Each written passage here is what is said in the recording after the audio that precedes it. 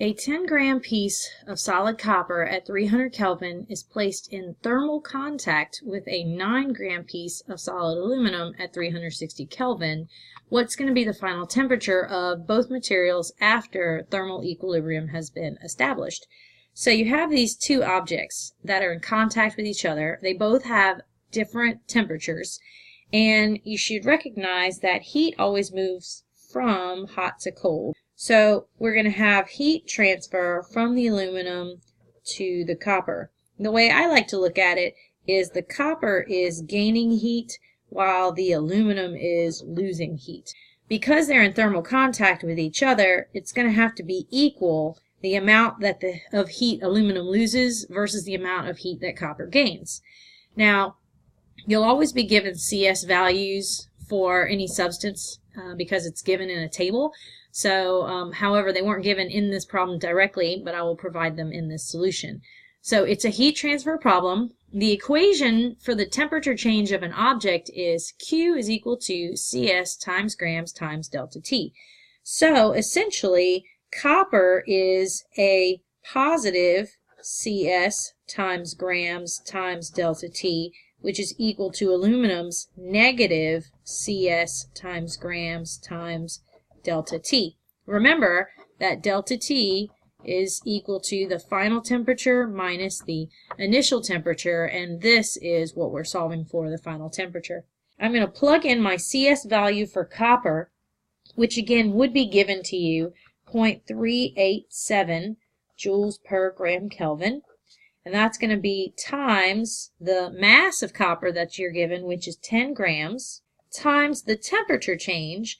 And what I don't know is the final temperature, which from here on I'm going to mark that as X, and then minus the initial temperature of the copper, which is 300 Kelvin. All of that is set equal to the negative of aluminum's specific heat, which is 0.90 joules per gram Kelvin, times the mass, which is 9.0 grams, times its temperature change, which is the final minus 360 Kelvin. Okay, so let's do some simplifying. And again, from now on, I'm going to mark temperature final as X. So when I multiply 0.387 times 10.0 grams, I'm going to get 3.87. And then I'm going to distribute that to X minus 300. So I'm going to get 3.87X minus 1161 equals.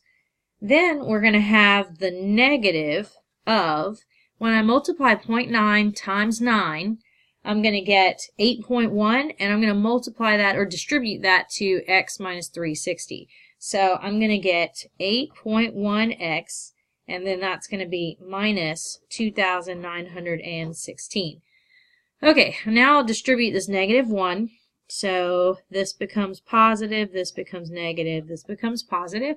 And now we're going to rearrange the equation to solve for X. I'll move my 8.1X over to this side and combine it with 3.87X, so that gives me 11.97X equals, and I'll move this 1161 over to the other side and combine it with 2916, and that'll get me 4077. And so here X is equal to 341 Kelvin. And so that should be the temperature that both objects reach once they reach the state of equilibrium.